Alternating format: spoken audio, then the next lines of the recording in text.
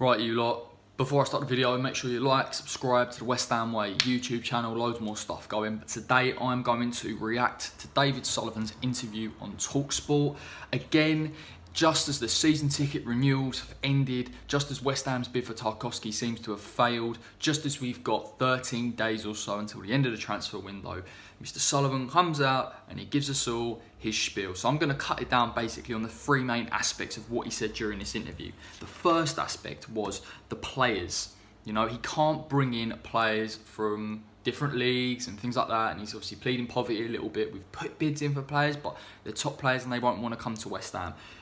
What he's saying, right, is West Ham cannot compete in the transfer window for decent players. There is value in the market. West Ham don't have the infrastructure to identify it. That's one of the key principal issues. But for him to come out and suggest that we can't buy anybody for any quality is a load of rubbish. Fulham, Areola and Tete. You've got Thiago actually went to Liverpool for £5 million instalment. That's absolutely nothing. Then you've got the likes of Eze went to Crystal Palace for £20 million.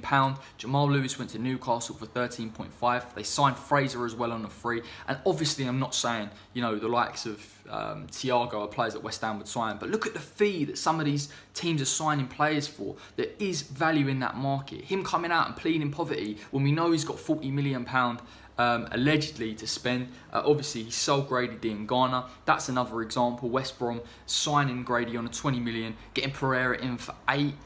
I mean, I don't know what he lives in a different world, this geezer. He thinks that no one understands the current market, you know, but the Premier League clubs are strengthening, Premier League clubs are buying, and Premier League clubs around West Ham, particularly towards that lower end of the table, are bringing in decent quality. So again, he's wrong on that front. The second thing he mentioned is West Ham were chasing dreams for 2 years with the previous manager.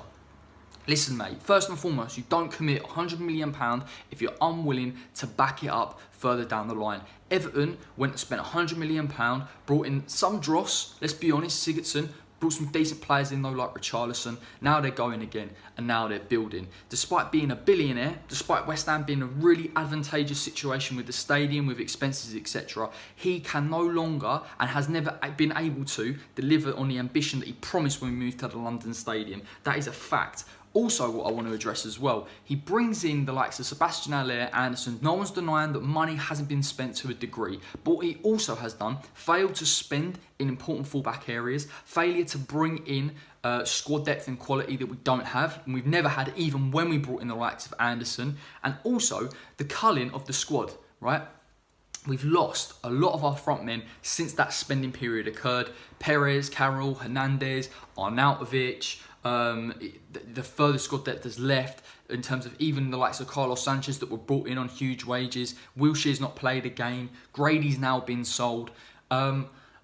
What is he talking about? Honestly, what does he think we think? I mean, at the end of the day, yes, you've spent money in a short period of time, but you've actually sold a lot of those players and allowed players to leave. Now you're in a situation where you have expensive one-off signings, but you don't have the squad depth to back it up, which is why West Ham are currently struggling. And I just find it crazy that he's almost blaming Manuel Pellegrini for everything. You gave him the money, you promised the fans a dream, you've lied, and ultimately you've actually then taken away from David Moyes and not given him the opportunity to progress as a club, and particularly on the field. And what I also want to say is, he said, I can't buy players that Moyes wants. Well, don't sell players that Moyes wants. Don't sell Grady D in Ghana. It's laughable. You know, he's even bringing up the idea that he brought in Fabianski and Diop, or it's David Moyes' fault. And this is what I've said for a long time now. He will throw David under the bus. And I know there has been that friction behind the scenes where clearly David Moyes wants 3 to 4 signings, he wants defensive signings, and he wants a backup striker. He hasn't been grinding any of those.